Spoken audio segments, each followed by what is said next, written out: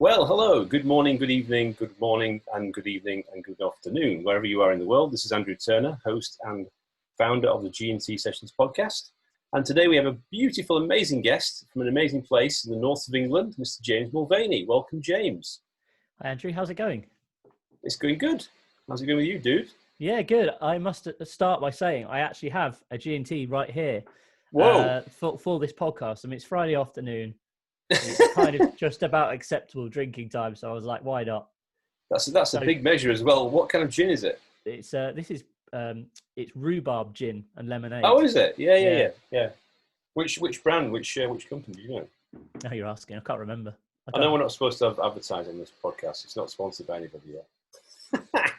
Anyway, it's one of the. It's like a big kind of pink bottle. It's off Amazon, I think. So it's good. It's good quality craft pink, sort of pink rhubarb. Oh, gin. we see. You got a bit of craft gin. Yeah, it's good stuff. Maybe that's a kind of a branch out. Kind of you bring your own gin brand in the future.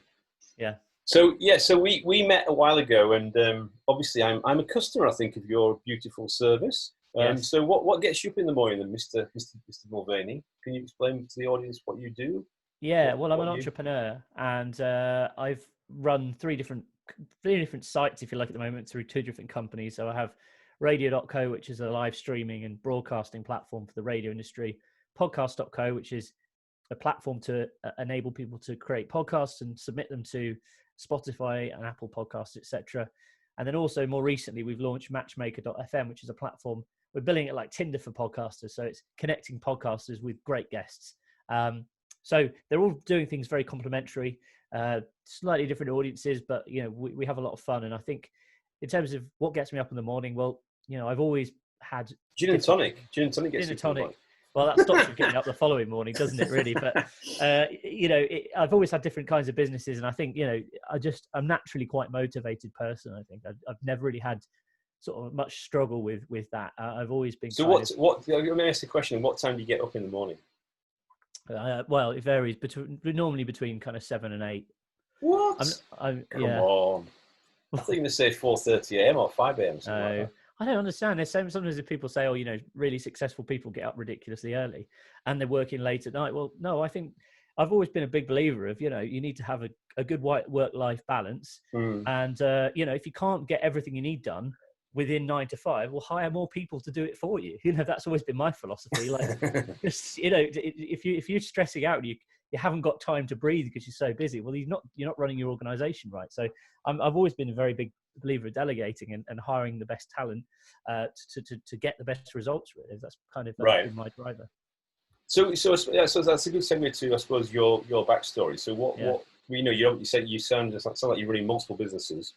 Yeah, in quite an interesting hot space, as I would call it. And you obviously, how did you get into this? Were you doing something and then you just came, this light bulb moment, or what's the backstory on it? I mean, I suppose I sort of fell into it by accident. I started really young, and interesting thing about me, Andrew, is I've never actually had a job. I've never ever worked for anyone else. Oh, wow. So hats off to you, mate. Hats off to you. That's brilliant. So I was 16 when I first started trying to make money on the internet, I would say, rather than trying to start a business. I got to my 16th birthday. This was 2003.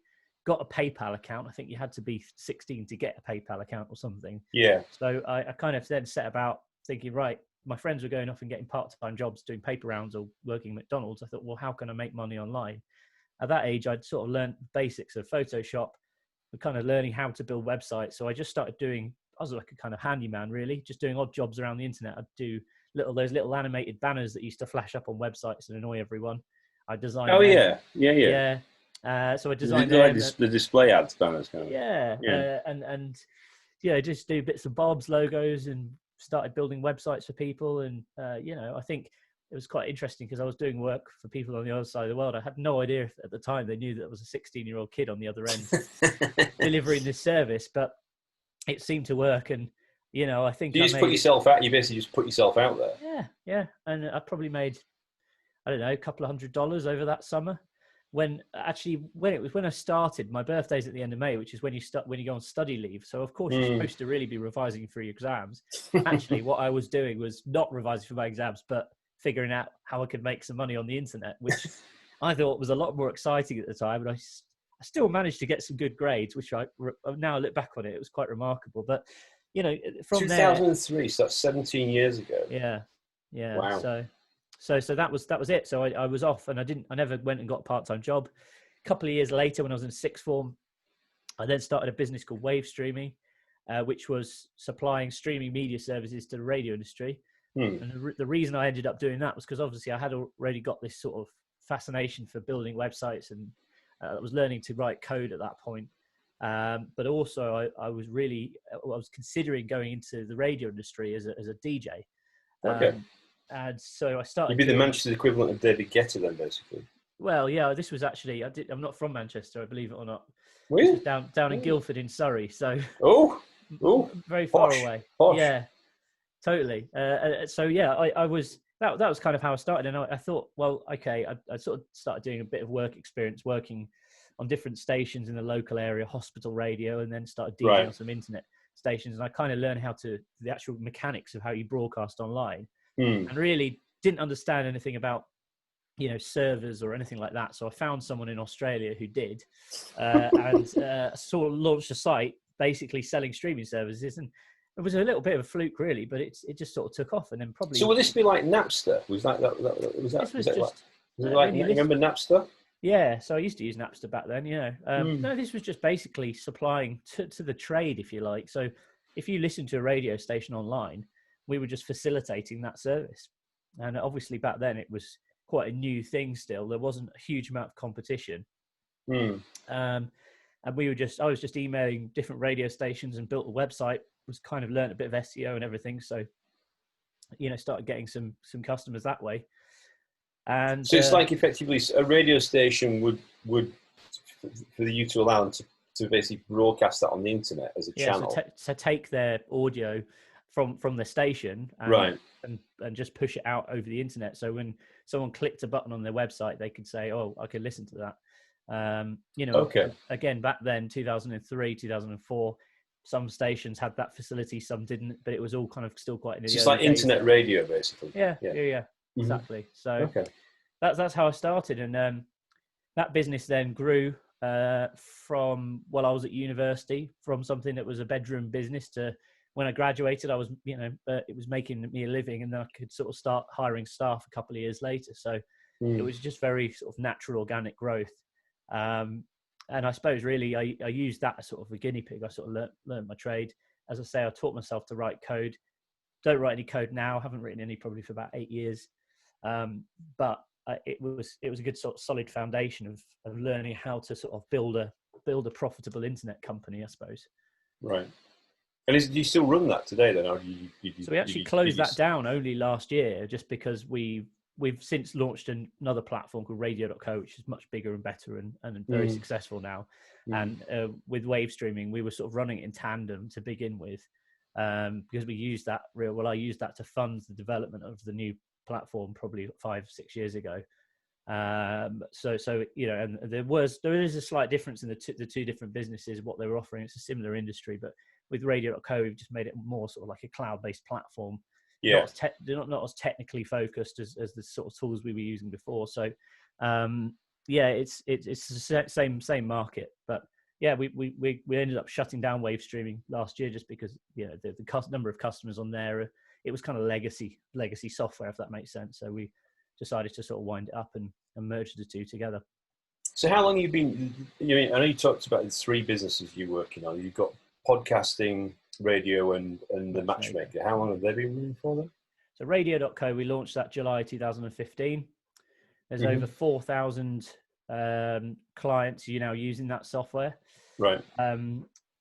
So that's the cash cow, if you like, in business terms. Podcast.co we launched about a year ago. So we're in a kind of early growth stage. And Matchmaker is brand new. We only launched that in February, so it's only 3 months old. No monetization strategy in Matchmaker yet whatsoever, but it's growing really quickly. Your monetization strategy, James, needs to be for people that were earlier on the platform. Wink, wink. Yeah, that you need to have like a lifetime for free kind of angle. Yeah, we'll definitely have something like that. Alumni, Matchmaker alumni. Yeah, totally. So yes, it seems to because I've been looking at what you've been doing for about at least 9-10 months with podcast.co. Mm. And then the for me as a trainee podcaster, unlike yourself as like an expert, the trigger for me to get involved with the stuff you're doing and sign up as a customer of yourself was actually the Matchmaker app. So that was the trigger to list my podcast on Matchmaker.fm. Yeah. And actually then suddenly I couldn't believe it. I mean, it's quite amazing. It does work. Yeah. Yes. Yeah. Suddenly I've got like 10 people in my inbox saying I would like to be on your podcast. So it's quite. It does definitely work. It's very impressive, and I think the user interface and the UX is very, very clean. It's very, very modern. So I know that's kind of consistent with all the stuff you've worked on. So that's a big part of what we do. I'd say is creating products that are really easy to use. Have clear user experience and sort of break down the technical barriers. We take solutions that otherwise are quite nerdy and quite technical and just make them and simplify them whilst retaining the kind of power behind things. So I guess that's kind of part of our sort of USP in all the products that we've built. Yeah, it's like a design principle, isn't it, you've got? Yeah, but also as well, the other thing which we're big on is creating content as well. Like, I've always been a big advocate of, if you deliver value to a marketplace and build that goodwill, then it pays dividends, in return, and it will help, kind of establish you as an authority and get your brand out. Yes, I agree. So we're doing a podcast episode today, and this is part of a bit of a challenge for you, isn't it? Is that right? That's right. Yeah. You've insanity rules at KO or OK. And what's the challenge you're doing? So I'm recording 30 podcasts within 30 days, all booked via Matchmaker. Right. Because obviously, one of the things I wanted to do was kind of do a behind the scenes look. So as well as recording all these episodes, which is a fair amount of work, to be fair, it's not actually I'm over. This is, as I think we said at the beginning, number 16, isn't it? That's right. But it's actually not been as bad or as much as draining as I thought it would be. I'm quite enjoying it. Trying to keep each conversation I have relatively fresh. Obviously, there's going to be some crossover in the conversations, but trying to put a unique spin on each one.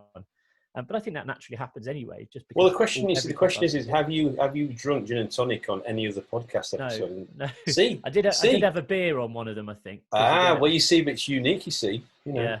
There you go. And so 30 podcasts within 30 days. And as I say, documenting the whole process. So if someone else wants to replicate this result, and it doesn't necessarily have to be, in the same market as I'm operating in, you could really do this with whatever. If you've launched a book, or you want to get more publicity for your consultancy business, whatever it might be, you can use podcasts as a tool to sort of get out to a bigger audience than otherwise you'd be able to reach, and really just show how I've done this process. So there'll be a 2-part video series at the end, which basically allow you to kind of take what I've done and sort of template it and use it for your own benefit, if you like. Basically learn how to, the kind of ins and outs of it. Yeah. Well, maybe you'll trigger all others to do challenges as well. Yeah. I'll have to do maybe 100 days or something stupid like that, or insane like that. Yeah. So it sounds like, if you think about the G and the T, so G and T, obviously tongue in cheek, doesn't actually mean gin and tonic. It means growth and technology. With gifted and talented people, as James gets another mouthful of gin and tonic. Yeah. So, obviously you've talked about your growth story. So if you came straight out, you didn't go to university? I did go to university, yeah. Oh, you did? Okay. Yeah, I went to Huddersfield Uni, which is hence why I really in Manchester, yeah. Guess where I went for my university? Huddersfield. Yeah. Yeah, there we go. It was university, it wasn't Polytechnic. It used to be a Polytechnic many years ago, but it was university. Wow. What did you study there then? It was a degree called Interactive Multimedia, which I think does not called that, which is basically a posh term for web design. So it was a bit of everything. The different modules were like e-commerce, graphic design. We did a bit of branding, web design, code. So it kind of, you become a bit of a jack of all trades in the internet world. Yeah. And it was really, for me, university. I kind of, because I already had this business before uni, I was actually really debating whether or not I should go. And there was a point when I was in sixth form, I was like, do I need to do this? I'm glad I did, because actually the best thing for me was actually just I moved miles away from home, 200 miles away, and actually just getting out there in the real world.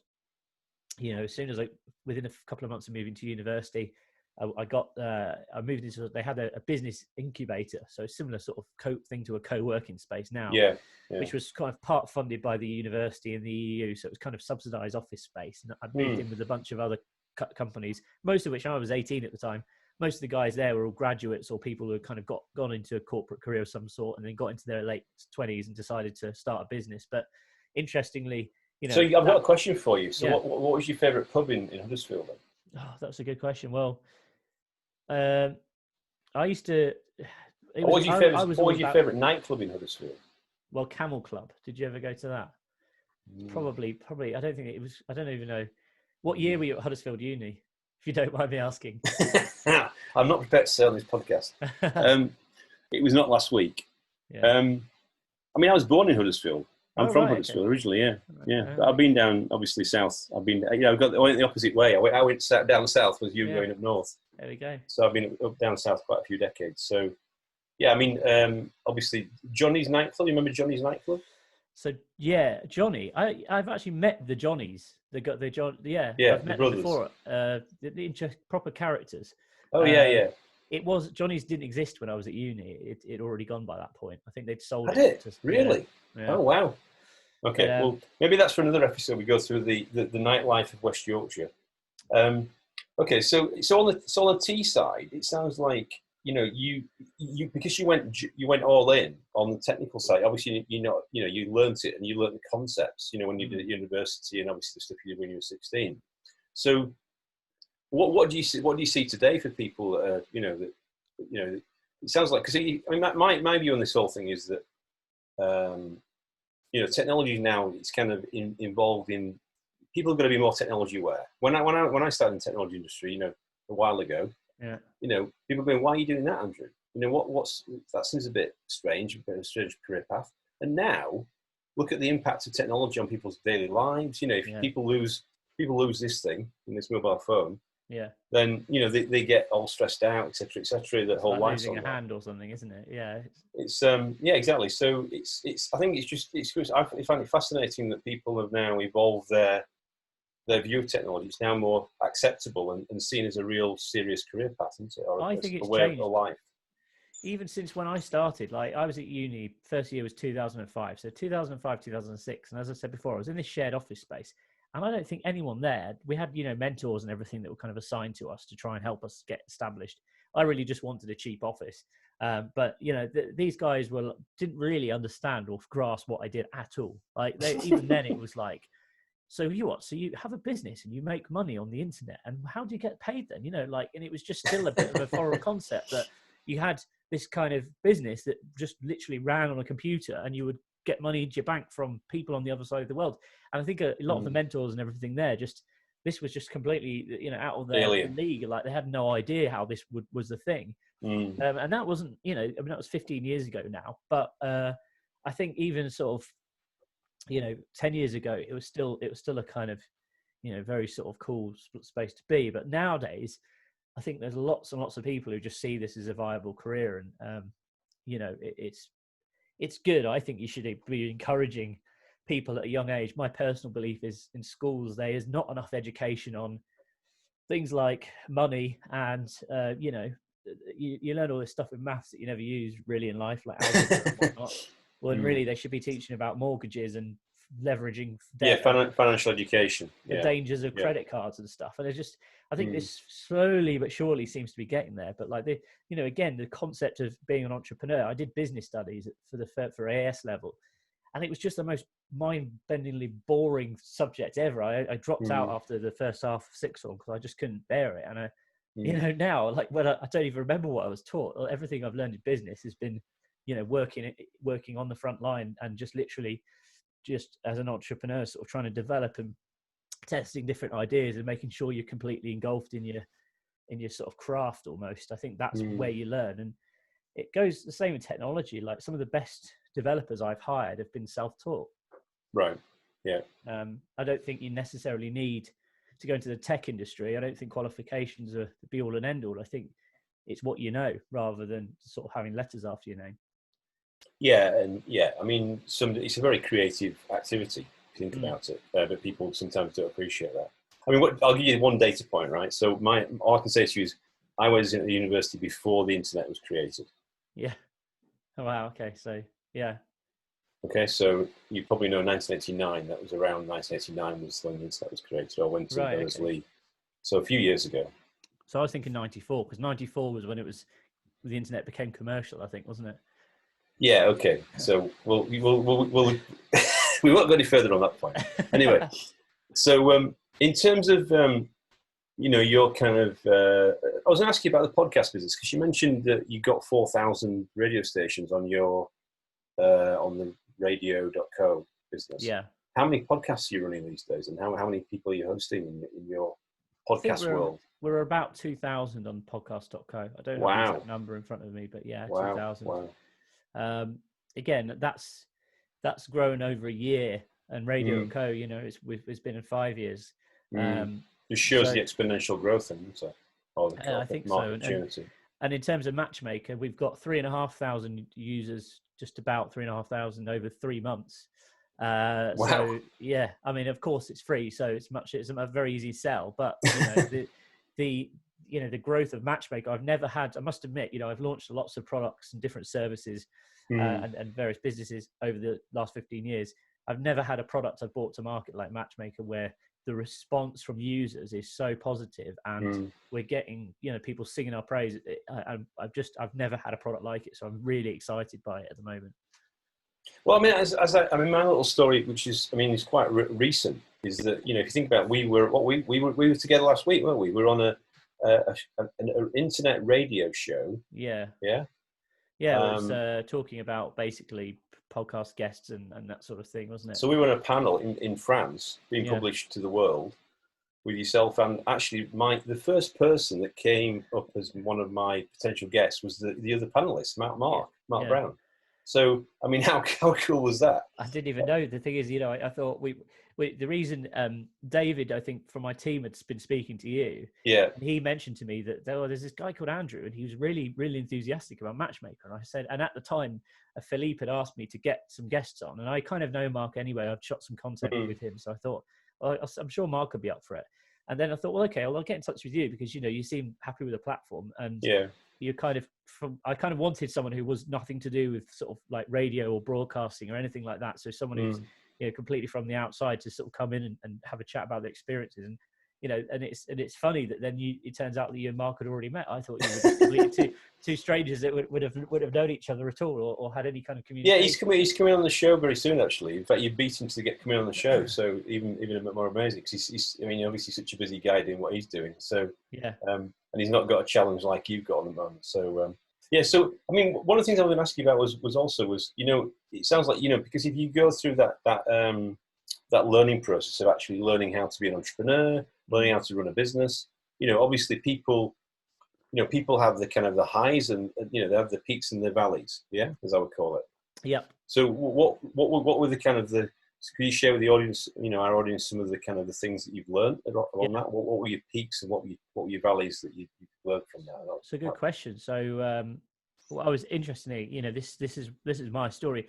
When just after I graduated, about 2011, I'd probably taken on 2 or 3 members of staff at that point. Things were doing all right, and I suddenly got an email from one of the bits of software, which was like the underlying tech of our platform, was owned by AOL.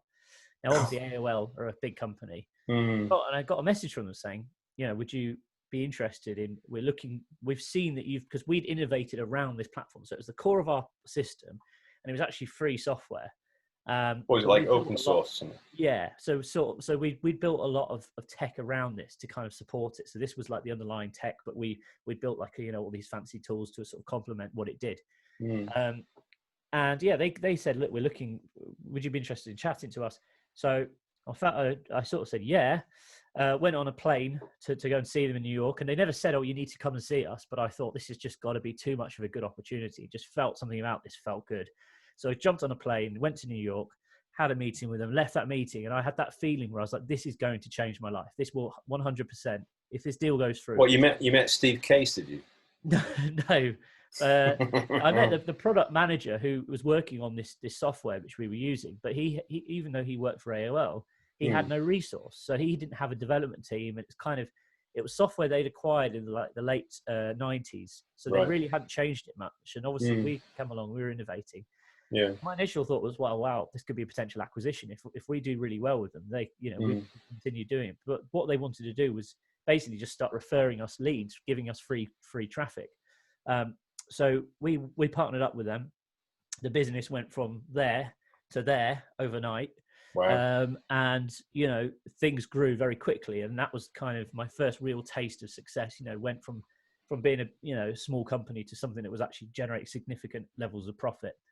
So obviously scaled the team, and I knew the deal probably wouldn't last forever, but I thought, what year was this, by the way, James? This was 2011, end of 2011. Okay, it's not that far long ago then. No. Okay. So then 2012 was a really good year. And 2014, I got inkling at the end of 2013 that they were going to sell. I'll start again. I got inkling at the end of 2013 that they were looking to sell this part of the business. And initially they said they were going to sell to Microsoft. Didn't happen. And then this other company came in and bought it. And of course, that other company weren't interested in working with us. So as soon as we got as soon as the deal came around, it went, and straight away we lost that source of leads, and we were kind of really reliant on them referring us lots of customers. So your traffic just kind of died, basically. Yeah, just nosedived overnight. And right. As in my head as an entrepreneur, by this stage, I'd probably got a team of around 10 people. I was like panicking. I thought, this is it. The business I've built and have spent all this time building is going to die. I've got staff. I'm going to have to make them redundant. And, my world just kind of, in my head anyway, came collapsing in around me. And I was like, what am I going to do? This company definitely said they weren't interested in working with us. And then I kind of started thinking, well, they're going to be obviously doing something that's going to start stealing customers away. And, and it's all these ifs, whats and buts. And yeah, it was a tough year mentally for me. But then, like anything, at the end of that year, I think I'd sort of started thinking, right, what's next? Because this business as it isn't really going to go much further now. And that's when the idea for radio.co sort of started to come about. And then basically, of course, really, the reality what happened was the business didn't go bust. We didn't sort of collapse overnight. It just started, leveled out for a bit, and then just sort of slowly started to decline in terms of our revenue. But it was a tough year for me. I think it was one of these things, you take something for granted. But yeah, it's like don't be complacent. It's a bit like don't be complacent, isn't it? That's the issue. Yeah, I was definitely complacent, and I was young. I was in 2011. I was like 23, so I was kind of like suddenly making all this money and thinking, wow, living the vida loca. Yeah, but it is what it's so kind of after feeling sorry for myself for 6 months, I think my brain got into gear, and I thought, right, what are we going to do next? And of course, we built radio.co. Similar market, but I think what the deal taught me was the size of the market, and I don't think I realized the full potential of my little business when I was at university that lay ahead. And of course, now we've far exceeded anything that we achieved back then. We've really taken a big sizable chunk of the market, so things have done very well. But now I look back on it, it was a really valuable lesson, I think. Well, it's a bit like don't take your eye off the ball. And also, it sounds like what you've also done is you've built multiple growth engines. Yeah, you've got like a multi-pronged strategy now, rather than just relying on one particular business. Is that fair as well? Yeah, I think so. And also, I think as well, I understand a lot more now about how to sort of scale a market, a software as a service company. Back then, I sort of didn't. I was relying on this magic deal, which was pretty sweet because it was free traffic. We were literally not paying anything for all these leads, and all these leads they were sending us were totally qualified. So, it's really like a dream. It is like a dream deal, yeah. But of course, it's not grounded in reality. It was just real. It was very much just like right place, right time, stroke of luck. So you're going up the mountain, and you got to the top of the mountain, and you look at the top and you go, "Oh no!" Yeah, fell halfway back down again. Yeah, but there we go. I think that as an entrepreneur, it's made me stronger. And it was, it's a fun story to tell now. You look back on it, Do you run your businesses by yourself, or do you have like a team, like a leadership team? So you're the founder and CEO of Yeah. these businesses, yeah? So for three of my sort of senior members of staff have now involved with podcast.co in a management capacity. So I have a CMO, a CTO, and a COO. Okay, And they work across both businesses. fantastic. But yeah, effectively they're guys who've all worked with me now for a substantial amount of time. My CTO was actually my second ever hire, so I literally hired him when he was straight out of college. Right. And he's obviously grown and progressed throughout his career, and obviously now he kind of So heads up. you kind of doing the business Yeah. side, and he's doing the technical side. Yeah, because that's like the classic kind of, I suppose, tech startup kind of combination of a business and a tech founder. Yeah. Aaron and Mike, Aaron's a COO and Mike's the CM. Sorry, Aaron's operations and Mike's marketing officer. Again, they've both been with me for since 2012, 2013. So they're sort of heading up that side of the business, and I think the four of us really make a great team actually. And I'm very lucky to have good co-founders for podcast.co, and again, they've been through that process with radio.co, so they understand. When we launched radio.co, there was probably about 10, 12 of us. Now we've got about 33 in the team. Okay. So, yeah, so it's obviously grown, and it's interesting because my view of your business was actually so I first interacted with podcast.co, then I went to matchmaker.fm, and then used that as a link to make me sign up for podcast.co. So I host my podcast GNT sessions on your platform. Yes. And then I found out that you got radio.co. So I assumed radio.co was actually more recent than even Matchmaker. Right. You can completely resequence my understanding now today, which is great. Yeah. No, radio.co, 2015 we launched, July 2015, after probably about a year of development. So I mean, looking on the T side of it. So what's your? I mean, given you kind of went all in at a very early age, you're now like a tech. What do you call it? Quite experienced in tech, because you've been doing it for 17 years, kind of thing, at least. Yeah. What's your outlook on the future then? What's your thinking about that? What do you see today? I mean, given this current pandemic, where I saw on the news today that Twitter just said that everybody should work from home forever, et cetera, et cetera. So it's like the new world we live in. I'm sat in the clouds here, obviously down where I am. My nice thing in the background. For people that obviously are on audio listen to this, they can't see, but my actual background is I'm floating in the clouds, which is obviously quite trendy. Yeah, definitely. I think I'm sort of a very similar thought school to what they've announced at Twitter, in terms of traditionally we've been very office based. I've not really considered hiring people remotely. We have a guy in the US who's been a sales rep, but recently we've actually hired. We've done 3 hires over the past couple of months since we've all been remote. One's in Canada, one's in California, and one's in nearish Manchester actually, but it's still a remote hire. So I think it's probably changed my perspective. I always assumed having an office is good, because it kind of, initially it was probably a bit more like, you sort of want to keep control of everything, when you in those early days, because it's your baby, you're like, you need to be on top of everything. Nowadays it's more probably, I like to have that culture, and I like the collaboration and sort of throwing ideas around. I think what I've noticed being remote is we have to pay more attention to communication. However, I do think we'll probably still have an office, but whether or not we move forward and have the same thing where everyone has to go into the office every day, and again, we're sort of startup, small environment, so we're quite flexible. Historically, if people need to work from home for a day, they've been able to, but it's not really been encouraged as much, So, but actually, we're lucky. We have had very little difference to our business or our processes. We moved to a remote environment very, very effortlessly. It didn't really require much at all. So there are some businesses that I think it's caught them off guard. They hadn't really ever thought about it, and even people who've got like offices, but they still rely on servers in the office and stuff. Yeah. But obviously, everything we do is all cloud based, so it's made very little difference to our operations. Yeah.